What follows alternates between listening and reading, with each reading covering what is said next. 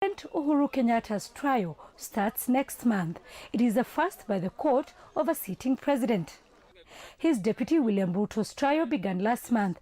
The two leaders sought the 2013 vote with the burden of the ICC cases hanging over their heads. If the people of Kenya do decide to vote for me as their president, I will be able to handle the issue of clearing my name, while at the same time ensuring that the business of government continues, our manifesto and our agenda for Kenya is implemented.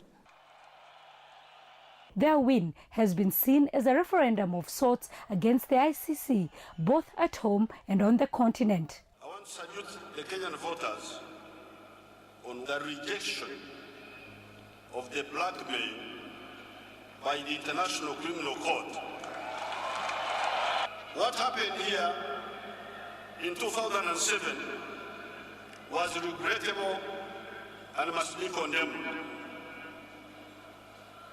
A legalistic process, especially an external one, however, cannot address those events. We can't take it as if we are charged, then we are guilty. So there's absolutely nothing wrong with the African leaders expressing that principle, that innocent until proven guilty. And the Kenyan people have also spoken in their own way, because they've elected Kenyatta knowing that there are these kind of allegations and charges. The two leaders are accused of organizing bloodshed after a disputed 2007 election. They both deny the charges. Their cases at the International Criminal Court are now threatening Africa's relationship with the court set up to fight impunity in a continent riddled by civil war and corruption in the justice system. The intention was to avoid any kind of impunity and so ill governance and crime. But now the process has degenerated into some kind of race hunting. All 18 cases so far before the ICC are against Africans in 8 countries.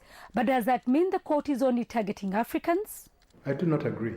First of all, to accuse the ICC of being racist because all the cases currently in the court are from Africa is to be dishonest, because we need to break this down. The cases that are, the countries that are currently facing cases in the ICC are Kenya, Uganda, the DRC, the Central African Republic, the Republic of Mali, and Sudan and Libya. Out of those cases, Uganda, the DRC, and the Central African Republic, and Cote d'Ivoire, and Mali have all been referred to the ICC by the governments of those countries themselves. In the case of Libya and Sudan, those cases have been referred to the United Nations by the United Nations Security Council, according to the Rome Statute. Kenya is even an even more special country, because we must remind ourselves that it is the AU that appointed Kofi Annan and his team who set in motion, the process that they set in motion after the post-election violence is the one that led us to the ICC. So it is the AU that indirectly referred the Kenyan cases to the ICC.